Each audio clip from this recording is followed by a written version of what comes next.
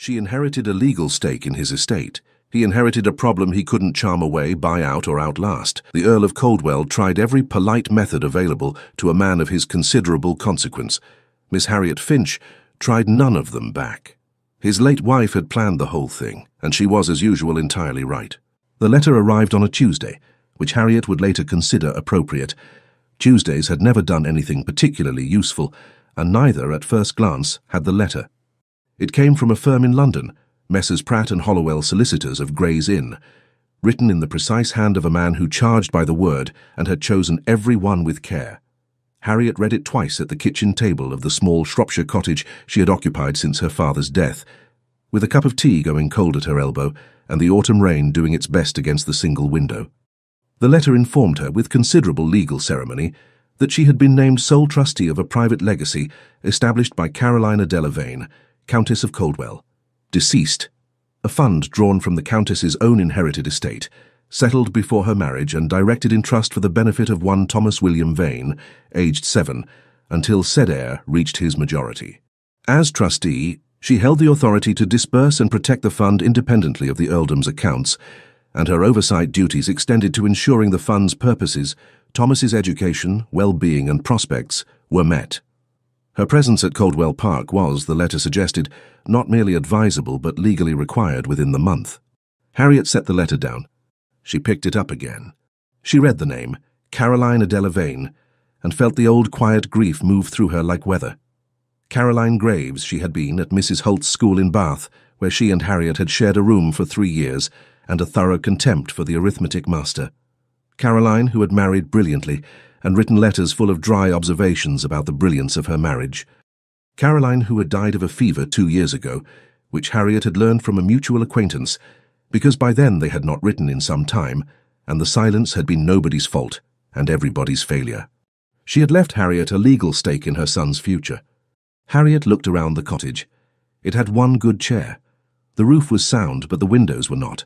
She had £11 remaining from her father's estate, a small trunk of books, and a letter of character from the late Reverend Finch's most prominent parishioner, which praised her household management, with the enthusiasm of a man who had never managed a household.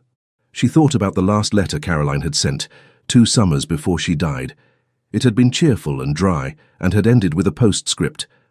"I have a green shawl that is entirely yours, and I keep meaning to send it.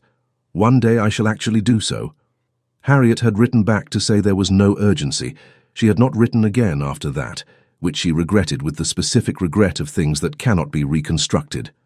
The shawl had never arrived. She had assumed it forgotten. She folded the solicitor's letter carefully and placed it in the drawer where she kept things that required decisions. She left it there for 4 days, which was a reasonable period of private alarm. Then she wrote to Messrs. Pratt and Hollowell, accepted the appointment, and began to pack. Coldwell Park revealed itself slowly, which Harriet later understood was not modesty but strategy. The carriage hired from the village crested a long hill, and there was a moment when the tree line broke, and she saw the house in the valley below.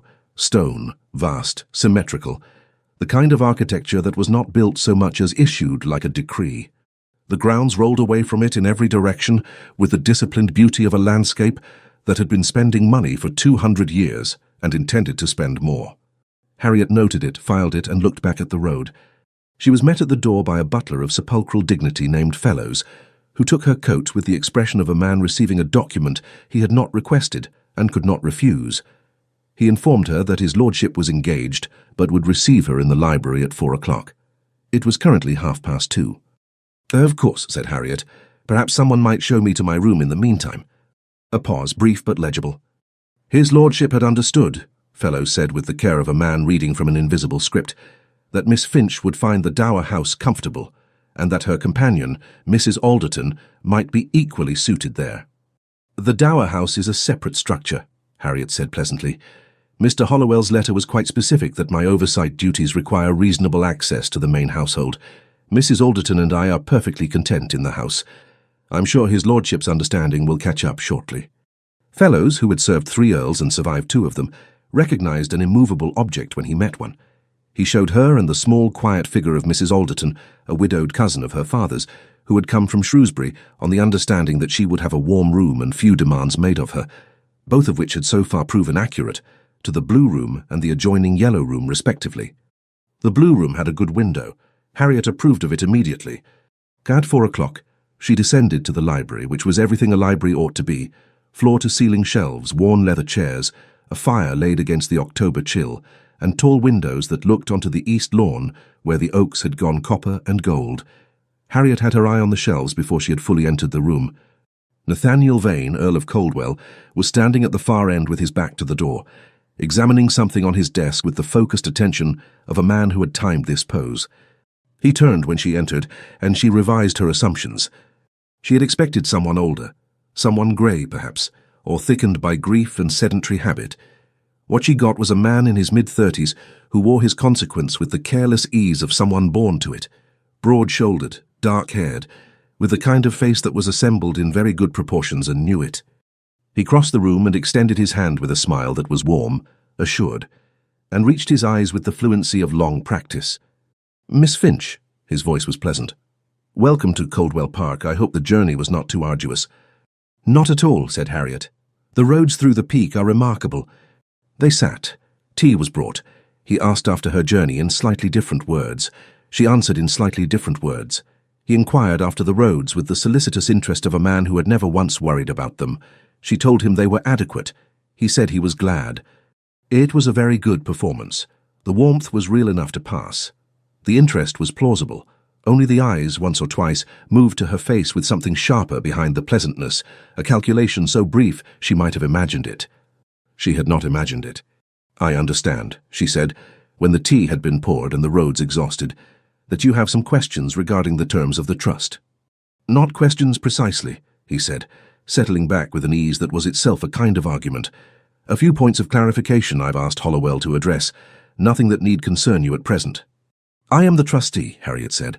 "Most things concerning the trust concern me by definition." His smile did not waver. "Of course, I only mean there is no urgency. You have only just arrived." "I'd simply rather we named things plainly," she said. "A beat." "The appointment was a surprise," he said at last. "To both of us," she agreed. "Caroline did not discuss it with me." "She did not discuss it with me either. I learned of it from Mr. Hollowell some weeks after she died." He looked at her for a moment. She held his gaze without difficulty. "Well," he said, and the warmth was back smooth and immediate. "I am sure between us and Hollowell we can arrive at an arrangement that serves Thomas's interests and doesn't burden you unduly." "I find it interesting," Harriet said, "rather than a burden." He smiled. She smiled. They finished their tea with perfect civility. She went upstairs that evening and wrote to Mr. Hollowell inquiring about the precise legal parameters of the trust and what grounds existed for contesting it. She wanted to know what she was dealing with before he tried it. The answer arrived 5 days later. The relevant passage was concise. The trust was established from Lady Coldwell's own inherited funds, which had been settled before the marriage and remained legally her own to direct. The instrument was properly witnessed and drawn with uncommon precision. Grounds for contest were narrow to the point of theoretical and would likely require chancery proceedings of considerable duration and uncertain outcome. Harriet read this in the library. She had established by the third day a quiet claim to the window seat between 10 and noon, and permitted herself a small, private satisfaction. She was still reading when the door opened. She expected fellows. She got Thomas. He was 7, and had the look of a boy assembled from mismatched parts that hadn't yet decided to cohere. His father's dark eyes in a rounder face, a smear of something on his left cuff, and the expression of someone who had been looking for something and was uncertain whether he had found it. He stopped in the doorway. "You're the trustee, lady." "I am the trustee," Harriet said. "Yes." "Papa says you're here for estate business." "Something like that." He considered this. "Do you like books?" Harriet looked at the book in her lap and back at him. "Very much. Papa likes books too, but he doesn't read them for fun. He reads them for information." Thomas delivered this as a known deficiency. "Do you read them for fun?" "Mostly for fun. Occasionally for information, often both at once if the book is good enough." Thomas came fully into the room and sat down in the chair opposite with the unself-conscious ease of someone who had not yet learned that libraries required quiet. "Which one are you reading?" She showed him the spine. He looked at it with the polite interest of someone for whom the title meant nothing. "Is it good?" "The first chapter is very good. The second is making me work for it. Papa says anything worth having requires work." "Your father is not wrong," Harriet said. He is, however, applying it selectively. Thomas appeared to file this for later. Would you like to see the horses? I'm allowed to go to the stables before luncheon on Tuesdays. It was a Tuesday. Harriet marked this as the first useful thing a Tuesday had ever done for her, set her book aside, and went to see the horses. She had been at Coldwell Park for 11 days when she found the shawl. She had gone to the Dower House to assess it, partly professional duty, partly curiosity. It was unlocked but clearly unoccupied, its furniture sheeted, its fireplaces cold. It smelled of lavender and dust in equal measure. She found the shawl in the window seat of the upstairs sitting room, folded neatly, as though someone had set it down meaning to return and hadn't. Deep green wool, fine and soft, with a border worked in a darker shade. Harriet went very still. She knew this shawl not from holding it, Caroline had never managed to send it, but from the description in that last letter, cheerful and specific. Deep green with a darker border, quite the warmest thing I own. She shook it out, and the wool fell across her hands, and she stood for a moment in the cold room with the particular sensation of something arriving 2 years too late. Caroline had left it here, had not sent it or had not managed to, or had put it somewhere safe meaning to and then hadn't. It was entirely in keeping with the affectionate disorganization that had coexisted in Caroline with extraordinary precision about the things that actually mattered. She wrapped it around her shoulders. It was exactly the right weight. She wore it back to the main house because she was cold and because it was hers. Caroline had said so, and the fact of her death did not unmake the promise. She was crossing the entrance hall when she encountered Nathaniel. He had just come in from the ground, still in his riding coat, and was saying something to Fellows that stopped entirely the moment he saw her. The look lasted less than a second. It was not anger and not grief exactly. It was the expression of a man struck in a place he had believed well defended. Then it was gone, and he was perfectly pleasant. "Miss Finch, you've been exploring." "The Dower House," she said. "I wanted to familiarize myself with the property." She met his gaze steadily. "I found the shawl. I recognized it. Caroline had promised it to me the summer before she died. I hope you don't object to my taking it." A pause she could not fully read. "Of course not," he said. "It was hers to give." He nodded and continued toward the staircase. Harriet watched him go with the sense that something had passed between them that neither of them had adequately addressed. She kept the shawl on through luncheon. If it bothered him beyond what he'd shown, he was welcome to say so. He said nothing. He was charming over the soup. The letter from Hollowell regarding Nathaniel's first procedural inquiry arrived on the 14th day. A copy sent to Harriet as trustee with a brief note explaining that as the matter pertained to trust administration, both parties were entitled to correspondence. The matter was this. Nathaniel had asked Hollowell to investigate whether the trust's active oversight requirements could be reduced to something nominal, a signature on documents perhaps, rather than a residential presence. He had framed it as being in Miss Finch's own interest, given the irregularity of the situation. Harriet read this at her window seat in Caroline's shawl in the October light. Then she wrote a brief reply to Hollowell confirming that she found her role entirely regular, her situation entirely acceptable, and her residential presence non-negotiable under the terms as written. She thanked him for the copy and asked to be kept informed of any further inquiries of this nature. She sealed it, gave it to the footman, and returned to her book. That evening at dinner, Nathaniel was particularly charming. He asked about her father's parish, her time in Bath, whether she had found Derbyshire to her taste. He was interested, attentive, and gave every impression of a man who had simply extended natural hospitality to an unexpected guest. Harriet answered everything pleasantly, and volunteered nothing. "Over the remove," he said, "I hope you don't find the park too isolated. It can be rather quiet in autumn." "I find quiet useful," she said. "Still, you must miss society, friends, that sort of thing." "I manage." "It seems rather a lot to ask," he said, warmth doing considerable work, "that you remain here indefinitely. The winter will come, and the roads will be difficult, and I should hate for you to feel—" "Lord Coldwell," she said, "are you suggesting I might be more comfortable elsewhere?" "I am suggesting only that your own comfort should be considered." "How thoughtful." She reached for her wine. "I am very comfortable, thank you. The Blue Room has an excellent aspect." He smiled. She smiled. The remove was cleared. Harriet went to bed with the quiet satisfaction of someone who had won a small engagement by the simple technique of refusing to treat it as a battle. He could not make her leave.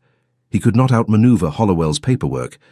He could not even be openly unpleasant without revealing that he had reasons for it. All he could do was be charming, and all she had to do was decline to find it persuasive. By the end of the third week, Nathaniel had revised his assessment of the situation twice. The first revision came after Hollowell confirmed that Harriet's position was, as she had apparently already told him, non-negotiable. The letter was thorough, slightly apologetic, and contained the phrase, "The instrument was drawn with uncommon precision," which Nathaniel read as Hollowell's way of saying that Caroline had done this on purpose and done it well. He folded the letter and put it in the desk drawer with more force than necessary. The second revision came after Thomas informed him at breakfast that Miss Finch had explained the difference between a trust fund and the estate accounts. "You asked her about trust funds," Nathaniel said. "She was reading about them. I asked what they were." Thomas considered his porridge. "She said they were like a promise made on paper so that it couldn't be unmade later. Is that right?" "It is a simplified version of the concept. She said you might have a different explanation." Nathaniel looked at his son. Thomas looked back with the open, inquiring expression that was entirely without guile, which Nathaniel found considerably more difficult to navigate than guile. "Did she?" he said. "She said most explanations of the same thing are right in different ways." Thomas ate some porridge. "I like her." "Yes," said Nathaniel, "I had gathered." He did not pursue the topic. There was nothing in it he could address without sounding petulant, and Nathaniel had not survived 36 years, a title, and 2 years of quiet grief by sounding petulant. The difficulty was not her specifically. He was careful in his own accounting to keep this accurate.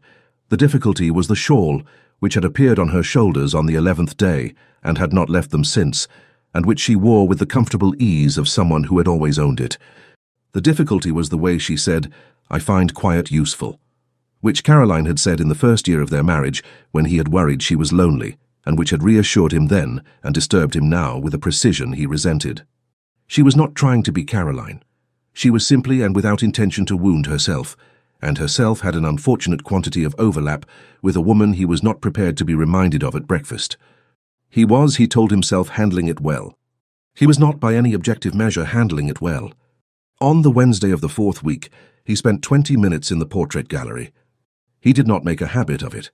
The gallery held 11 portraits of varying quality, and one, above the fireplace at the far end, that was Caroline at 28, in a dress the colour of sea glass. The painter had caught the quality of her attention.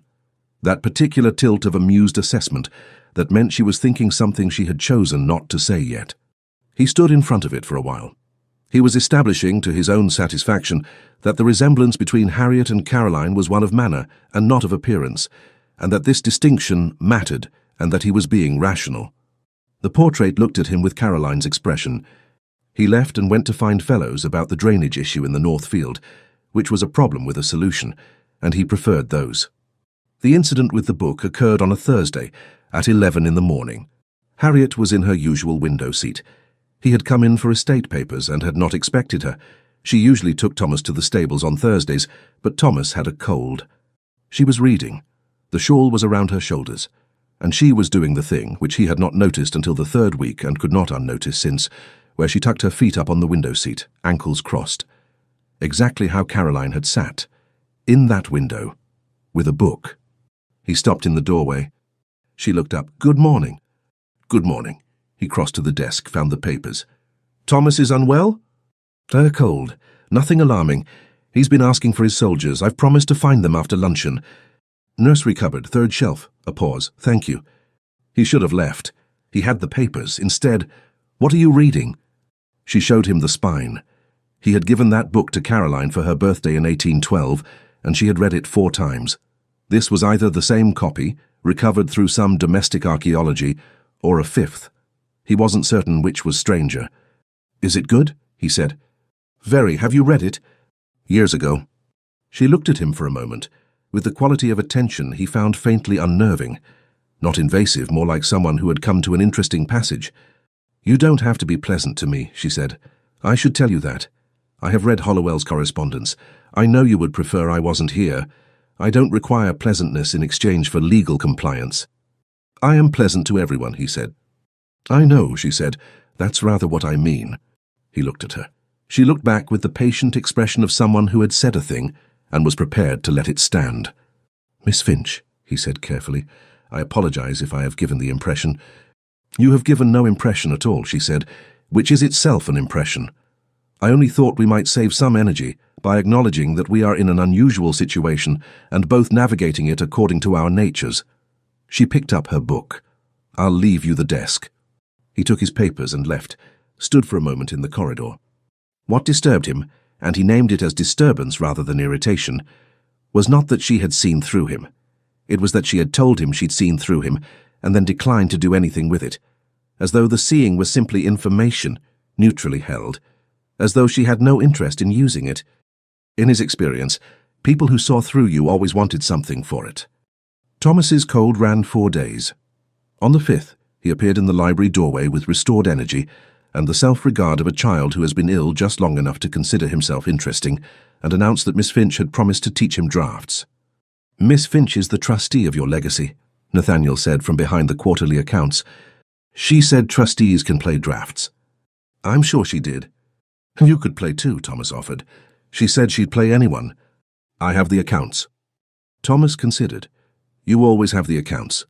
A pause. "I read something she wrote to Hollowell. I came in quietly, and she hadn't seen me yet." He said this with the mild transparency of someone reporting facts. "She said a well-run estate largely runs itself, if the systems are properly maintained, and that a man who reviews the accounts every day has either bad systems or a need to feel necessary." Nathaniel set down his pen. "She wrote that. To Hollowell, I asked her about it later and she didn't unsay it." Thomas looked at the accounts. "Do the accounts have to be done every day?" Nathaniel looked at his son for a long moment. Thomas looked back with the particular 7-year-old innocence that consisted of having no idea why the adult had gone very still. "Go and play drafts," Nathaniel said. Thomas went. Nathaniel picked up his pen, set it down, and made 3 errors in the accounts before admitting that she was functionally correct, and that this was not something he was prepared to address today. The first genuine argument happened on a Friday over the Mercer tenancy. 2 of the home farm tenants, the Mercers, father and 3 sons, 40 years of occupancy, were requesting an amendment to their lease, allowing them to redirect a portion of acreage to a different crop rotation. A minor thing. A reasonable thing. Nathaniel had been going to deny it on grounds of consistency. He explained this at dinner. Harriet listened. She had the expression of someone listening very carefully. "It seems straightforward," he finished. "I'll need to review the amendment before co-signing any trust-related disbursement that affects the home farm income," she said. "The amendment is a denial." She set her fork down with a small, precise click.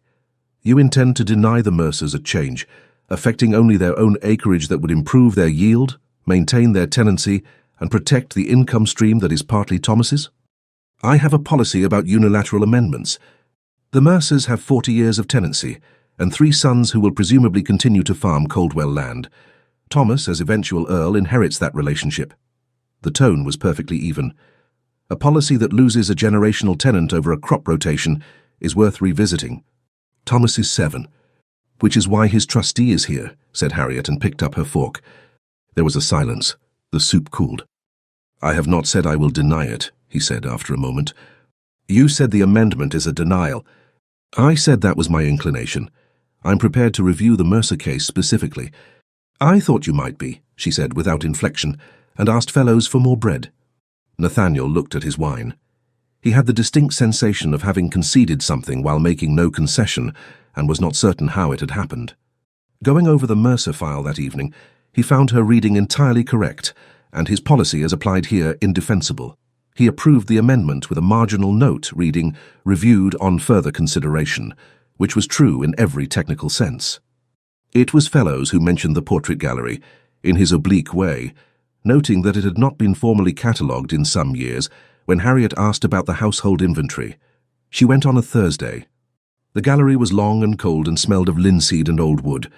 She worked her way down, Earls in armour, Earls on horseback, a succession of serious women in elaborate headwear, until she reached the end, and the fireplace, and the portrait.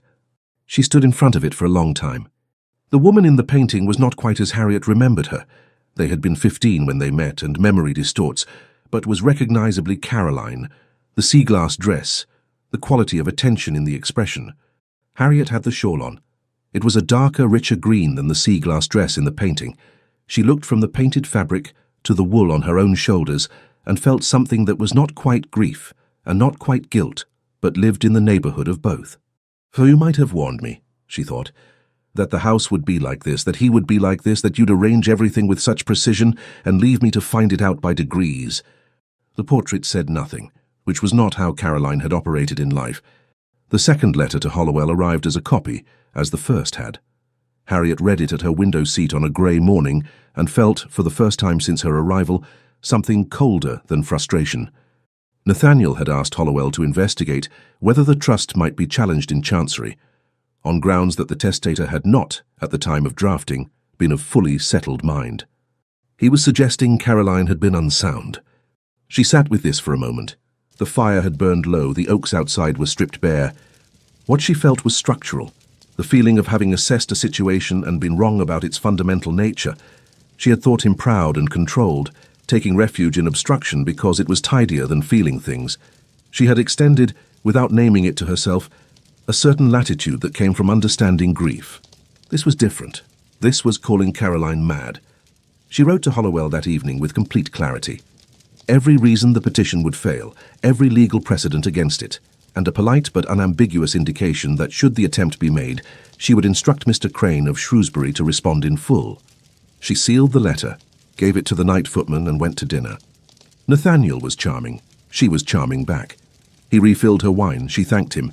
He asked whether she had found Derbyshire to her liking. "I am finding it more interesting every day," she said, which was true. He smiled, and it was the good smile, the warm one. She wondered whether he knew what it cost him to maintain it so well, whether it had ever stopped working long enough for him to notice what was underneath. Probably not. People with very good smiles rarely needed to investigate. November arrived at Coldwell with the decisiveness of a creditor. The oaks went bare. The first frost came on a Sunday. The house contracted into its habitable core, the library, the breakfast room, the south-facing parlour where the light lasted longest. Thomas had developed the habit of finding Harriet. This was not, she suspected, accidental. There was an intentionality to his arrivals, but his company was genuinely good, and she saw no reason to discourage it. He was clever in the way of a child who had spent too much time around adults, and he asked questions with the directness of someone who had not yet learned that questions revealed the shape of your ignorance. On the first Monday of November, he arrived in the parlour at 3 o'clock and asked her why his father was sad. Harriet set down her embroidery. "What makes you think he is sad?" Thomas considered. He was sitting on the floor near the fire where he sat when thinking, because the rug was warmer than the chairs. He smiles all the time, but not like he means it. Not like when I show him something with my soldiers.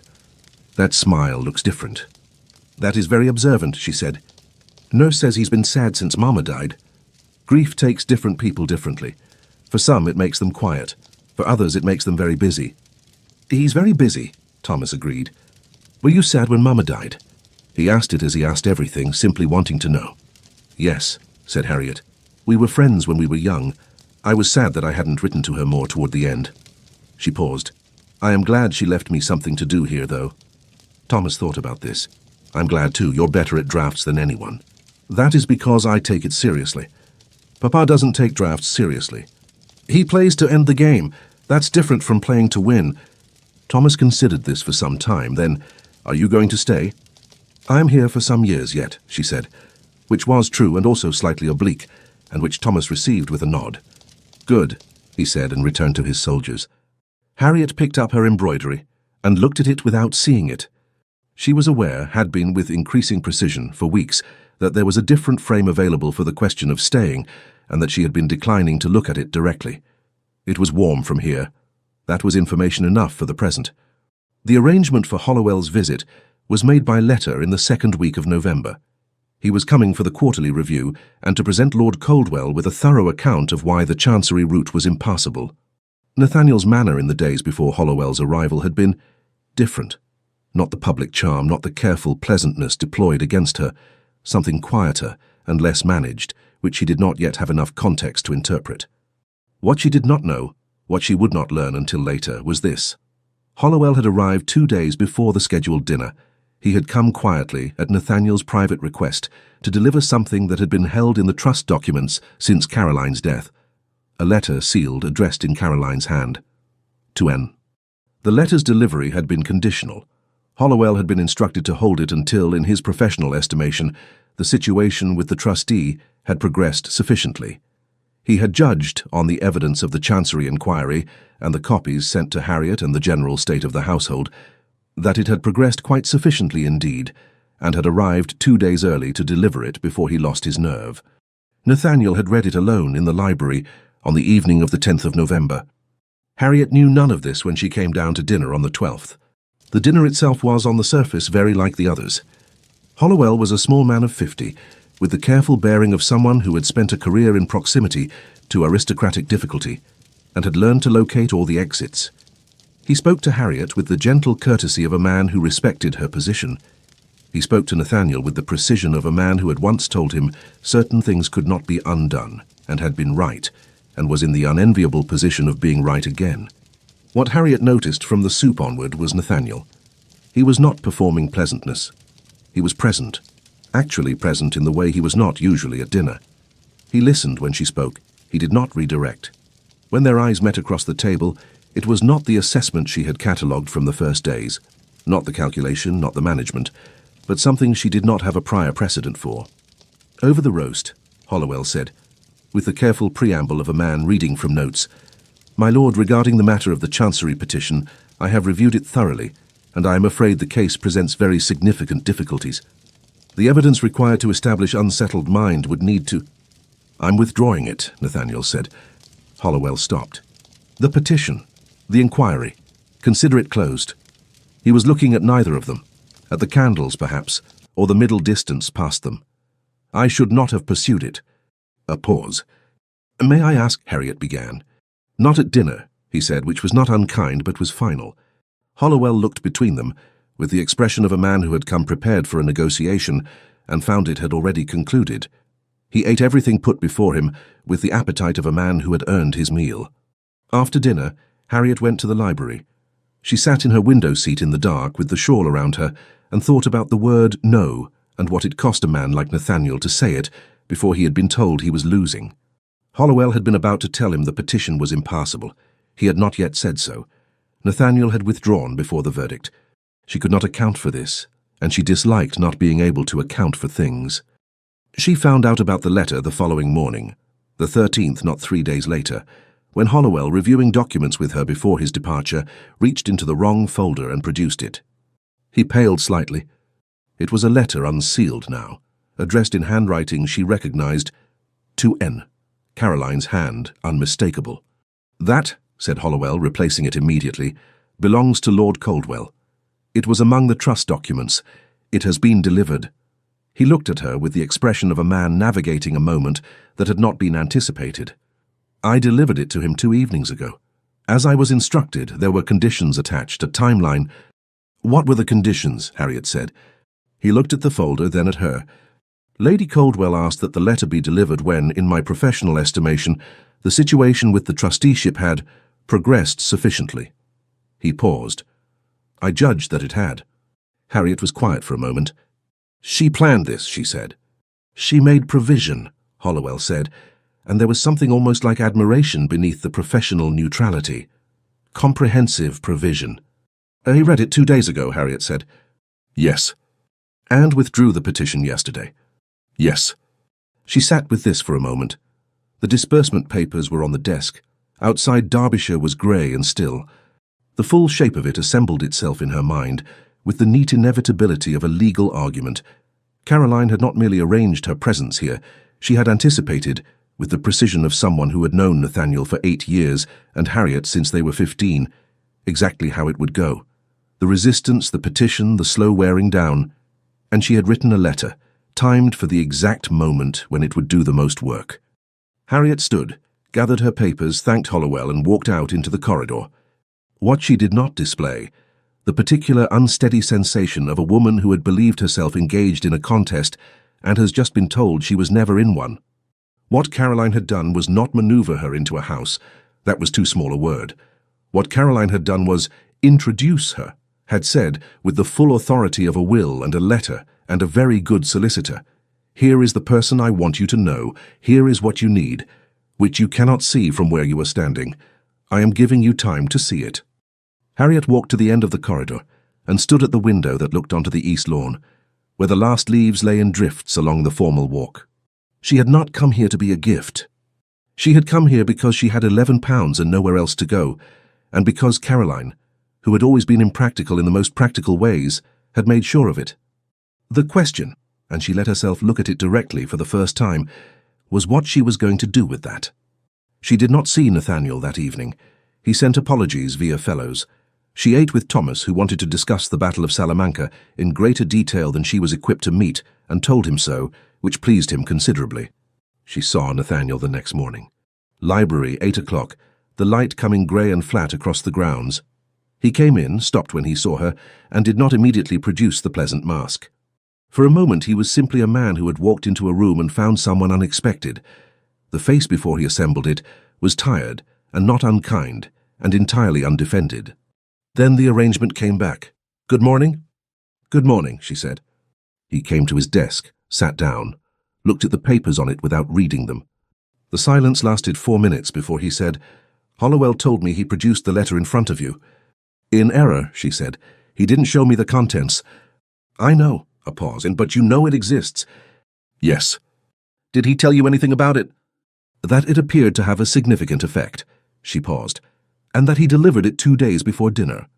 He held her gaze. The morning light was flat and without flattery, and he looked in it like a man who had not been properly looked at in some time. "She knew," he said, "what she was doing when she named you." He paused. "She knew I would resist.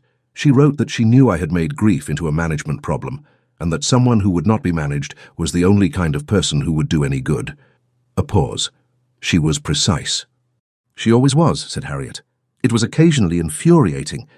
Something happened at the corner of his mouth. Not quite a smile, but the memory of one. "Yes."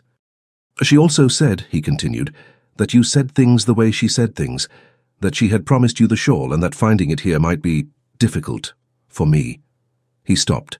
"She knew I would find it difficult. She thought I needed difficult." Harriet looked at the shawl on her shoulders. "I recognized it when I found it," she said. "I knew it from her letter, the description.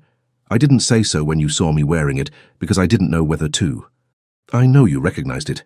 I could see that you did." He looked at her. "I should have said something then. Instead, I was charming at you over soup, which was both dishonest and entirely characteristic." "Yes," she said, "I noticed." "You were going to suggest Caroline was unsound," she said then, not with heat, setting it on the table. "Yes." No hedge, no pleasantness. "I was losing, and it was the last thing I hadn't tried." A pause. "I withdrew it before Hollowell confirmed it was impassable. After I read the letter." "I know," said Harriet. "That was the part I couldn't account for until yesterday." He held her gaze for a moment. "The letter." She ended it by saying that if he was reading it, something was already working. He paused. "She said she would bet on you." Harriet was very still. "She would bet on you." Something moved through her that was not a clean emotion, and she was not going to name it in this room, in this light, with this man looking at her with that expression, which was not the mask, and not grief, and was something she had not seen on him before. "I should like to read it," she said, "if you were willing. She was my friend before she was your wife. I should like to know what she said."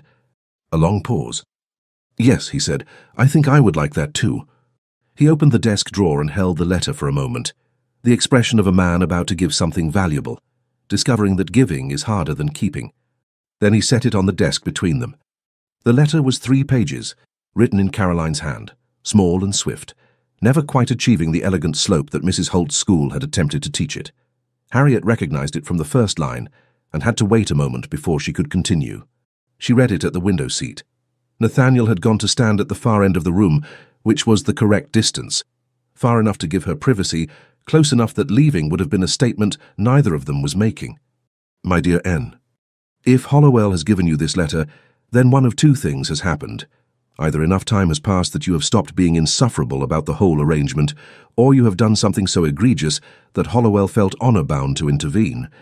I have written the letter to account for both possibilities, which I think you will agree is efficient. First, Harriet. I know you will have found her inconvenient. I know because I know you that your first instinct will have been to find a procedural solution, because you have not had a genuine problem since 1809 that you could not reduce to administration. Harriet will not administer. This is why I chose her. She is the best person I have ever known who was not trying to be. She is not kind in the way of people who are performing kindness. She is simply accurate, about people, about situations, about the sort of thing one would rather not have said aloud. I met her when we were 15 and she told me within a fortnight that I was not as clever as I thought I was, but was considerably more interesting, and she was right on both counts. You will find, if you let yourself look, that she is right about most things. This will be annoying, it will also be useful. I am not asking you to like her. I am asking you to let her do what I appointed her to do, which is look after Thomas and, incidentally, look after you, since you will not do it yourself, and someone has to. Now the harder part. I have known for some years that our marriage was a good one, that was never quite what either of us expected it to be. I am not saying this to wound you. I am saying it because I think you have spent 2 years building a monument to something that was real and good, and is being honored more accurately than it was lived. We were happy. We were also, in the last few years, more comfortable than close. I have made my peace with it. What I have not made peace with is the idea of you continuing as you are, charming to everyone, unreachable to everyone, and very busy. You are not managing the estate, Nathaniel. You are hiding in it. Thomas will notice. He probably already has. I chose Harriet because she is the right person for Thomas, and she needed the situation as much as it needed her. But I will be honest with you, because I can afford to now. I also chose her because she will not be charmed. She will not manage around you or perform ease for your comfort. She will stay and she will be exactly herself. And if I know you at all, and I believe I do rather well, that will be the thing that finally gets through. I am not telling you to fall in love with her. I am telling you to let yourself be known by her. Those may or may not be the same thing. I leave that to you. The shawl is hers, by the way. I promised it to her the summer before I died and never managed to send it. Consider this an instruction to confirm the gift. I loved you, I love Thomas. Be well, be less busy. Equal. Peace. If the resemblance is the problem, and I think it may be, we are alike in some ways, Harriet and I, but she is considerably more stubborn and would win any argument we ever had. I say this with complete admiration. You should factor it in. Harriet reached the end and sat for a moment, looking at that last line. Then she looked up. Nathaniel was at the far end of the room, hands clasped behind his back, looking out at the bare east lawn. She called you insufferable, Harriet said, within the first paragraph. I noticed. She also said you were hiding in the estate. I read it, and that Thomas had probably noticed. A pause. He told me last week that I smile but don't mean it, except when he shows me his soldiers. He told me the same thing, said Harriet. Nathaniel turned then, and looked at her across the length of the library with nothing on his face she hadn't earned the right to see. No pleasantness, no management, no composure deployed as a barricade. Just a man in a house that had been quiet for 2 years, standing in the room where he had read his dead wife's letter, looking at the woman his dead wife had sent him. She said you would win every argument, he said. She was flattering me. I don't think she was. Harriet looked at the letter in her hands and folded it carefully along its original creases, the way one folds something that belongs to someone else. Then she held it out to him. He crossed the room and took it. Their fingers did not quite touch, but the distance was small enough that it registered. Nathaniel, she said, and the name was the first time she had used it, and she heard that, and she suspected from the slight shift in his expression that he heard it too. He waited. I did not come here to be a solution to a problem you didn't know you had, she said. I came because I had £11 and nowhere else to go, and because Caroline did what Caroline always did, arranged things while making it look like coincidence. She met his eyes steadily. I am not performing indifference, I want you to know that. I have been. I am not indifferent to you. But I cannot do what Caroline is suggesting from beyond the grave, unless you tell me plainly what you want, because I have spent my entire adult life in situations where I was expected to understand something unspoken, and then blamed when I understood it wrong, and I am too tired for that now. The fire had burned down since morning. The room was cooler than it ought to have been. He crossed to the near end of the desk, perhaps 8 feet from the window seat, which was close enough that looking at each other required no effort. When you arrived, he said, you walked into the entrance hall in the shawl on the 11th day, and fellows came to tell me, and his expression was the one he reserves for things that are simultaneously inevitable and inconvenient. A pause. I thought you were competent, and I thought you were trouble. I didn't know what to do with both at once, so I tried to make you leave. And I declined to leave, said Harriet. "And then you didn't confront me," he said, "about the petition, the Chancery inquiry. You knew about both and you said nothing. You just continued, being here, being correct about the Mercers." Something at the corner of his mouth. "Being correct about the accounts." "Your systems are perfectly adequate," she said. "You did not need to review them daily." "No," he said. "I know, I knew before." He paused. "That's the difficulty." She looked at him. He looked at her. The November light lay flat across the library floor between them. "She said," he said more carefully, "that she wanted me to be known, that you would not be charmed or managed." He stopped. She was right about most of it, including the part about what it might mean. Harriet waited. "I am not practiced at this," he said. "I had one person who knew me well and she died, and I decided without quite articulating the decision that one was sufficient. It was a sensible decision. I have maintained it without difficulty for 2 years. "And then I arrived," said Harriet. "And then you arrived in Caroline's shawl, refusing to perform ease for my comfort." A beat. "Being right about the Mercers. I am going to live on the Mercers," she said. "You have already established that." His expression had shifted, away from careful speech and towards something that looked like the smile Thomas had described, the one that meant he meant it. "Harriet, I have behaved badly. I called my dead wife's closest friend's stability into question through a solicitor in order to remove her from my house. I don't know how to apologize for that adequately." "No," she agreed. "It was not your finest stratagem." "It was not." He looked almost relieved to have it named plainly. "I would like if you were willing to not perform ease either, to not be pleasant in the way I am pleasant when I want something, to just—" He stopped. "I believe the word is try," said Harriet. "Yes." He looked almost relieved to have it named. "That." Harriet looked at the letter now in his hand, then at him. "I am not going anywhere," she said. "I am legally appointed to stay, and I also want to stay. Those are both true simultaneously, which is the first time in my life they have been." She paused. "Thomas asked me if I was going to stay. I told him I was legally appointed." "He told me," said Nathaniel. "He found it insufficient." "He is correct," she said. The silence in the room was not the silence of two people avoiding something. It was the silence of two people who had each established that the other was present and were deciding what to do about it. "The shawl," he said. "She confirms it's yours." "She does," said Harriet. "She also confirms you are occasionally insufferable, which I had already established independently." A redundant observation. "All the best evidences," she said. He looked at her for a moment, with the full expression unmanaged, and then he crossed the remaining 8 feet between them, and she stood up from the window seat to meet him, because she was not going to sit down for this, and he took both her hands in his, with the specific care of a man who was not performing tenderness, but was genuinely attempting it, and they stood very close together in the November library, with the fire burned low and the bare grounds outside, and the letter of a dead woman on the desk.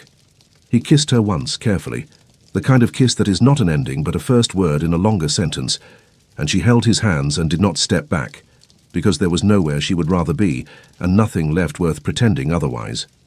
"She would be insufferable about this," Harriet said when that was done. "Monumentally," he agreed. His voice had a quality she had not heard in it before, not the charm, not the Earl's authority, but something underneath both of those, warmer and quieter. She ends the letter by saying that if it is working, she hopes we are both enormously inconvenienced by the fact. Harriet laughed, the real one unmanaged. "That is exactly what she would say." "It is," he said. She was very precise. The week following what Harriet privately categorized as the library incident was the strangest she had spent at Coldwell Park. Not dramatic, quite the opposite. It was strange in the way of a room rearranged overnight, all the same furniture, all the same light, but the proportions different, and one kept expecting a table to be somewhere it no longer was. He tried. She had told him that was the word, and he had taken it as instruction. He came to the library in the mornings without papers, or with papers he did not read, and sometimes they talked and sometimes they did not, and the silence was not the silence of avoidance, but the silence of two people who had established that the other was present and found they did not need to perform around it. On Tuesday, a Tuesday that distinguished itself from its predecessors, he asked about her father. "He was a good man," she said. "He was so thoroughly content that he never particularly thought about whether I was." She paused. "He loved me very much. He also expected that I would find a husband, and that would be the end of the problem of my intelligence." What happened? Nobody suitable asked, and I was not willing to make myself smaller in order to make myself suitable, so the field narrowed rather rapidly. A pause. My father found this disappointing in the way of a man who doesn't quite know how to say that his daughter might have tried harder. You did not try harder. I tried differently, she said, to the same effect. And then Caroline wrote her will. She looked at him. I have not on balance found it a bad arrangement. He was quiet for a moment. You said you'd spent your life expected to understand something unspoken and blamed when you understood it wrong. I did. I was doing that, he said. The whole time I expected you to find a dignified exit, and when you didn't, I found you obstructive, she offered. I was going to say formidable. You were going to say obstructive and revised it. He looked at her. You are going to do this forever, aren't you? Call you on it when you're being diplomatic, she considered. Probably. Is that a problem? I'm determining whether it's a problem, he said in the dry tone, not the charming one, but something more actually him, with the wit in it that the pleasantness had been sitting on for weeks. Harriet found it considerably more attractive than the pleasantness. This was information she was storing, but not acting on immediately, because they were in the library at 10 in the morning, and there were limits. Your father, she said, what was he like? Cold, he said. Not unkind, simply not present in the way that mattered. He was very good at managing the estate, and very bad at managing a house. The distinction seemed to escape him. A pause. I appear to have inherited the tendency.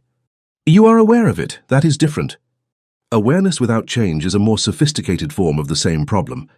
That is either very astute or very defeatist, and I haven't decided which. Both, he said, simultaneously. Yes, she said, I find that happens. The dry tone again. They sat with it for a moment, comfortable, which was itself new information. Thomas, who had observed the week with the satisfaction of someone whose plan had succeeded, despite having had no plan, chose Friday to ask his father if Miss Finch would be staying for Christmas. Nathaniel set down his boundary report. Christmas is 6 weeks away. I know, but if she's staying, I want to tell her before she makes other arrangements. He paused.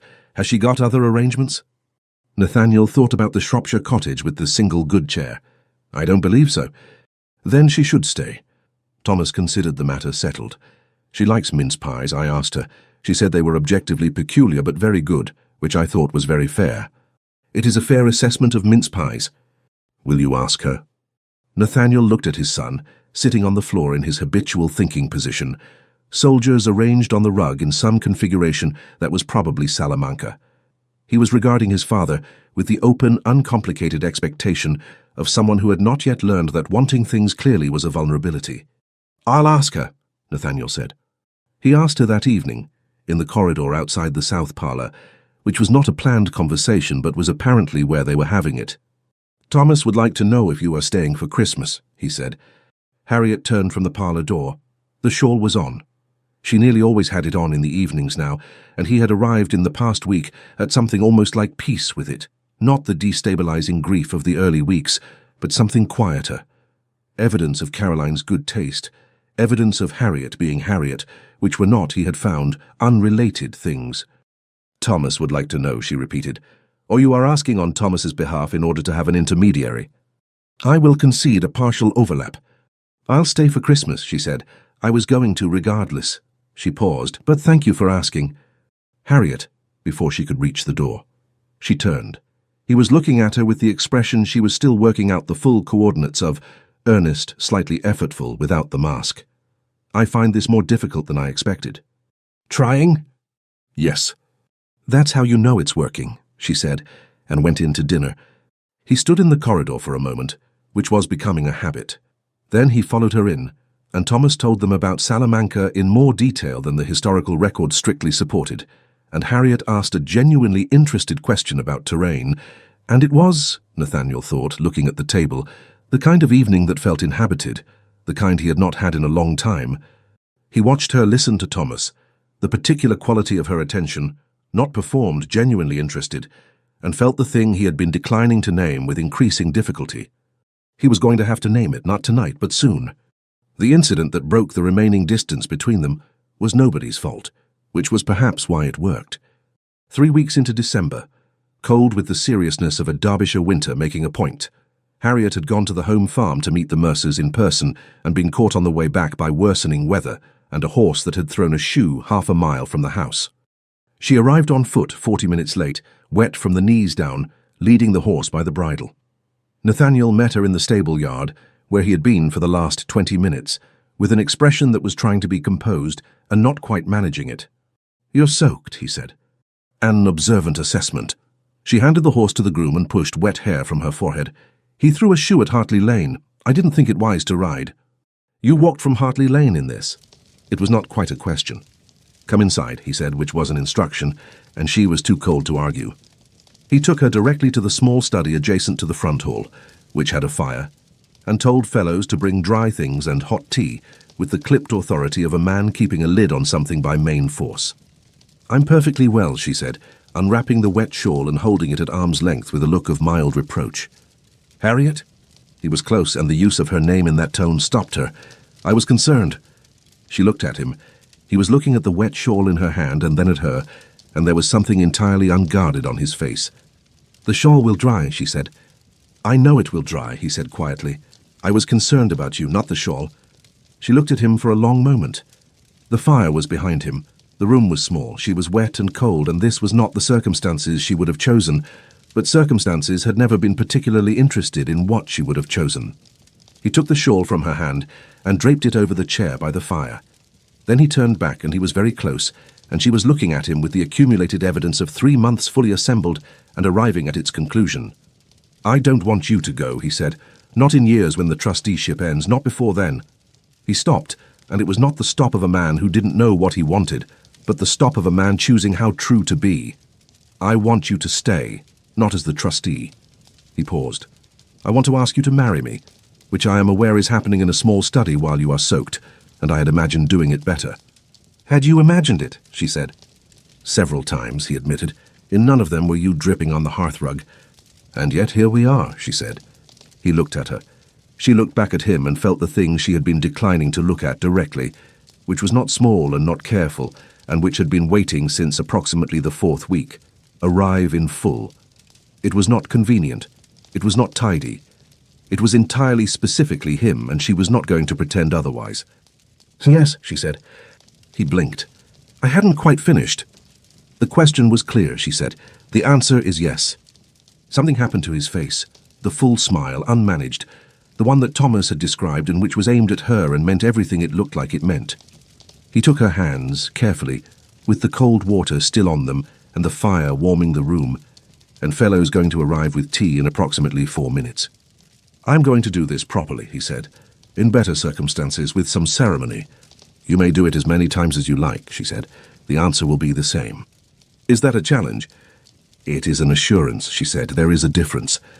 He kissed her, warmer and less careful than the first time, which was right, because they were past first words now and into the longer sentence, and she was still cold, and would remain cold until she changed her dress, and Fellows arrived in 3 minutes and 40 seconds, and had the tact of a man who had served 3 earls, 2 of whom had been considerably less interesting than this one. They were married in the village church on a Thursday in February, which Harriet considered the finest thing a Thursday had ever done. It was a small ceremony, by the standards of an earldom. The county had opinions, as predicted, and the county expressed them in the precise register of people who are scandalized, but intend to attend regardless. There were enough guests to fill the church, and not so many that the breakfast afterward became an exercise in crowd management. Thomas sat in the front pew with Mrs. Alderton, while Fellows watched from his station at the rear of the church, with his customary expression of sepulchral dignity, the latter of whom maintained his customary expression of sepulchral dignity throughout, and was observed, by no fewer than 3 reliable witnesses, to blink very rapidly during the vows. Harriet wore Caroline's shawl over her dress, because it was February and cold, and because it was hers and had always been, and because some things did not require explanation. Nathaniel, who had spent 3 weeks being ceremonious about the proposal in various settings, the library twice, the formal gardens under frost, once memorably at the top of the main staircase when they had both been heading in different directions, and he had apparently decided the moment was adequate, saw the shawl and said nothing and everything simultaneously, which she was becoming fluent in. Thomas, when asked afterward if he had enjoyed the wedding, said that the breakfast had been very good, and that he had not cried, which was true. and that he had come close, which was also true, and that he would not be repeating it. Very dignified, Harriet told him. I thought so, Thomas said with satisfaction. The county, to its credit, came around. It took the spring, 3 months of Harriet being precisely herself at dinner tables across Derbyshire, asking the questions nobody thought to ask, and remembering, with her particular quality of attention, everything anyone told her. And by June, the county had arrived at the collective opinion that Lord Coldwell had done something unexpectedly sensible, which was the highest praise Derbyshire tended to offer. Nathaniel, who had spent 36 years being the sort of man rooms trusted on sight, found that the rooms trusted him differently now.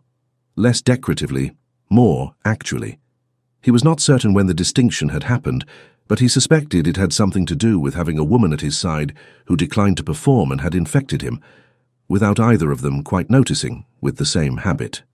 He told her this one evening in the library, their library now, which felt like a fact that had always been true and was only recently confirmed, and she looked at him over her book with the expression he had learned was her version of very pleased. Infected, she said.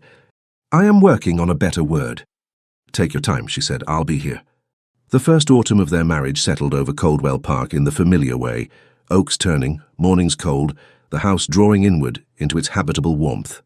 Harriet walked the home farm in October, and the Mercer boys touched their caps and asked after his lordship. She rode out with Nathaniel on grey afternoons and argued with him about drainage and crop rotation, and the merits of the boundary report from 1784, and whether it had ever been remotely accurate. She was right about most of it. He had come to find this less annoying and more, he did not have the word for it, but the sensation was warm and specific, and arrived reliably when she made a point he had not considered, which was often. Thomas turned 9 in November, and grew an inch and developed strong opinions about cavalry tactics that Harriet encouraged, and Nathaniel said he encouraged, and actually also encouraged. The Battle of Vane was formally named, and fought on the library floor on a rainy Saturday, with Harriet commanding one side and Thomas the other, and Nathaniel as official adjudicator, which meant he was disputed by both parties simultaneously and enjoyed it very much. It was on an evening in late November, a Tuesday because Tuesdays had become reliable, that Harriet was sitting in her window seat with a book and the shawl around her shoulders and the fire properly laid for once, because winter had arrived in earnest, and Nathaniel came in from his rounds and sat down in the chair opposite rather than going to the desk. She looked at him over her book. He looked back at her. The Mercer boys have started calling you my lady, he said. I know. You corrected them. I told them the Countess was correct if they felt a title was required, but that Harriet was also acceptable. The county will have opinions. The county, she said, will adjust. He looked at her for a moment with the full expression, the one that was only his and only for her, and which she had not yet tired of and had no expectation of tiring of. She was right, he said. She was right about most things, Harriet agreed. It was occasionally infuriating, he said.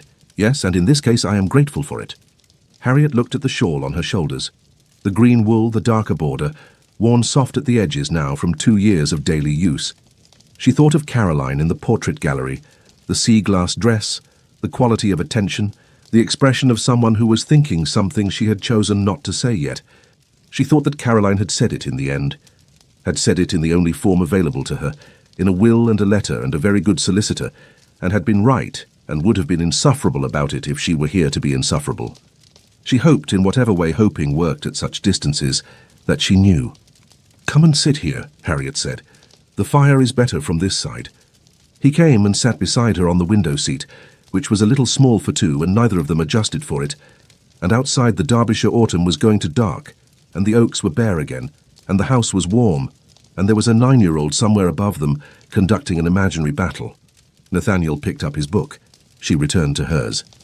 After a moment he said, without looking up, You have the better half of the seat. I was here first, she said. You are always here first. Then you should arrive earlier, she said. He turned a page. She turned a page. The fire settled. Outside, the last of the November light went out of the sky above Coldwell Park, which did not notice because it was full of warmth and inhabited, and had been for some time now, and intended to remain so. Don't forget to like and subscribe, or at least leave a comment if you enjoyed the story.